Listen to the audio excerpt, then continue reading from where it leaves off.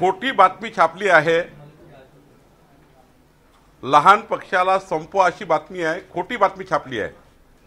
मी त्या पत्रकारांना व्यक्तिगत नोटीस देणार आहे।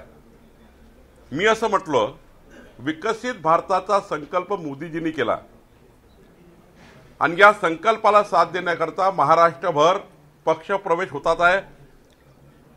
माननीय अशोक चव्हाणजीचा आत्ताच राज्याच्या माजी मुख्यमंत्र्यांचा पक्ष प्रवेश झाला आणि संपूर्ण राज्यभर उद्याही मोठ्या प्रमाणावर 27 तारखेला पक्ष प्रवेश आहे। मी असं म्हणालो, प्रत्येक बूथवर प्रत्येक मतदान केंद्रावर मोठ्या प्रमाणावर छोटे छोटे कार्यकर्ते मोदीजींच्या संकल्पाला साथ देण्याकरता भाजपमध्ये यायला तयार आहे आणि काही आपल्या ज्या महायुतीमधले घटक पक्षाचे छोटे छोटे पदाधिकारी आहेत त्यांचं सहकार्य घ्या, त्यांना सोबत घ्या आणि जे भाजपमध्ये येण्यासाठी उत्सुक आहेत ते पक्षामध्ये घ्या।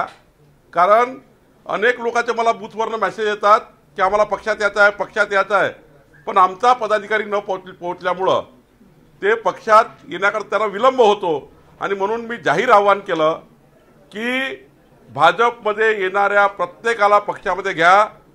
ज्यांना ज्यांना यायची इच्छा असेल, मी हेही सांगितलं, तुम्ही हा विचार करू नका, हा आल्यामुळे माझ्या पदाचं काय होईल, तो आल्यामुळे माझ्या पदाचं काय होईल, माझ्या पदाला धोका होईल का। मी कार्यकर्त्यांना आश्वस्त केलं, तुम्ही नवीन कार्यकर्त्याला संधी द्या, जुन्याचा सन्मान करा आणि येणाऱ्या कार्यकर्त्याचा मोदीजीच्या संकल्पाला साथ देण्याकरता कार्यकर्ता येतो आहे त्या ठिकाणी मोठ्या प्रमाणावर लोक येतात, त्यांचा सन्मान करा असं बोललेलो आहे। बातमी चुकीची लावून त्यावर विरोधकाचे बाईट घेऊन या महाराष्ट्रामध्ये जाणीवपूर्वक प्रतिमा खराब करण्याचं काम करतायत।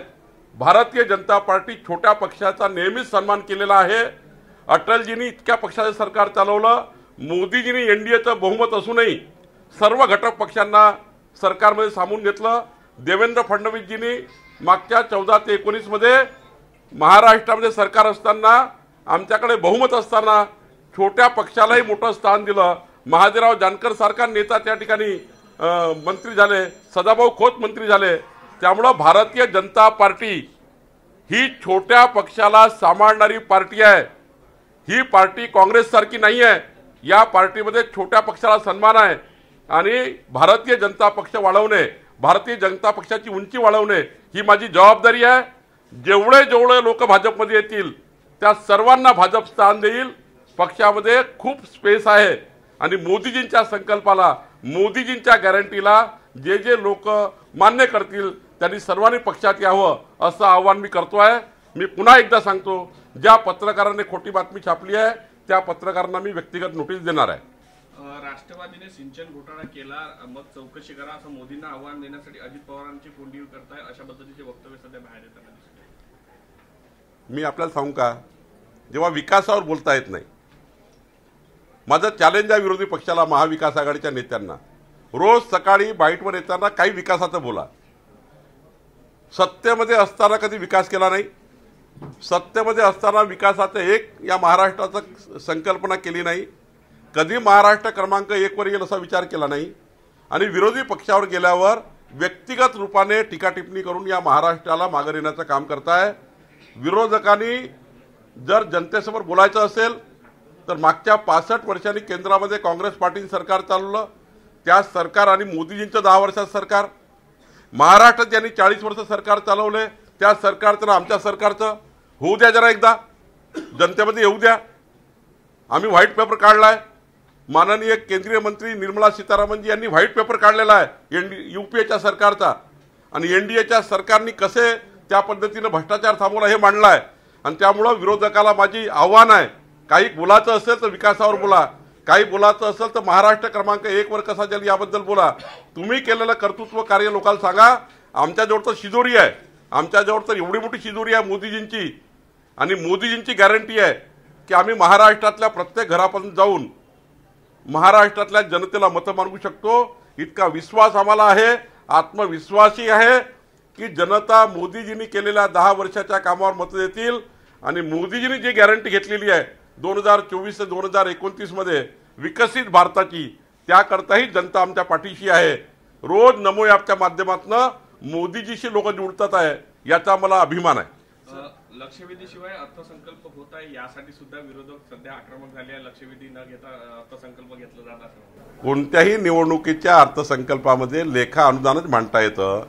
लेखा अनुदानामध्ये लक्षवेधी नसतात, काही कामकाज नसतं, फार काही अत्यंत तातडीचे विषय असतात. पुढच्या 3 महिन्याच्या निवडणुकीच्या काळामध्ये लागणारा सरकारचा खर्च मंजूर होतो. विरोधकाला काही म्हणजे काम राहिलं नाही आहे.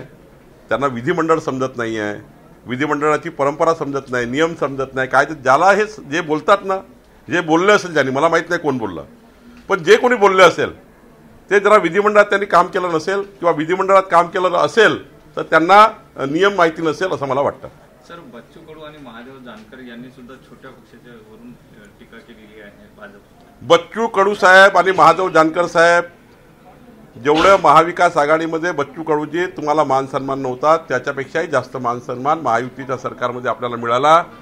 मला अभिमान आहे की एकनाथ शिंदेजीच्या मुख्यमंत्री महोदयांनी बच्चू कडूजींनी जे काम मुख्यमंत्री महोदयाकडे सरकारकडे नेलं, कारण त्यांनी पाठिंबा दिला सरकारला, सरकारची जबाबदारीच आहे काम करण्याची. पण बच्चू कडू साहेब, महाविकास आघाडीपेक्षा तुम्हाला महायुतीने चांगलं सांभाळलेलं आहे.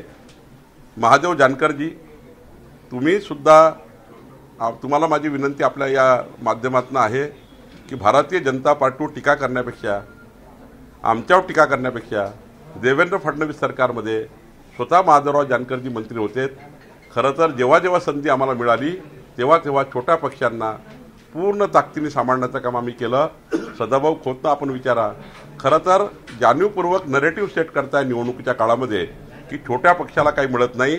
भारतीय जनता पार्टीने इतिहासामध्ये अटलजीपासूनचा इतिहास, माननीय मोदीजींचा इतिहास, देवेंद्रजींचा इतिहास, जेव्हा जेव्हा सत्तेमध्ये आम्ही आलो तेव्हा लहान पक्षाला खूप मोठं स्थान या पक्षात मिळालं, सरकारमध्ये मिळालं. आम्ही लहान भावासारखे लहान पक्ष सांभाळतो. आम्ही कधी लहान पक्षाला कमजोर करायचा प्रयत्न करत नाही आहे. आम्ही 1000 उदाहरणं आपल्याला देऊ शकतो. उलट शरद पवार साहेबांच्या सरकारमध्ये, काँग्रेसच्या सरकारमध्ये लहान पक्षाला नेस्तनाबूत करण्याचं काम काँग्रेस पार्टीने केलं. पण आम्ही कधीही असं करणार नाही. आमच्या रक्तात नाही, आमच्या संस्कारामध्ये नाही. एबीपी माझा, उघडा डोळे बघा नीट.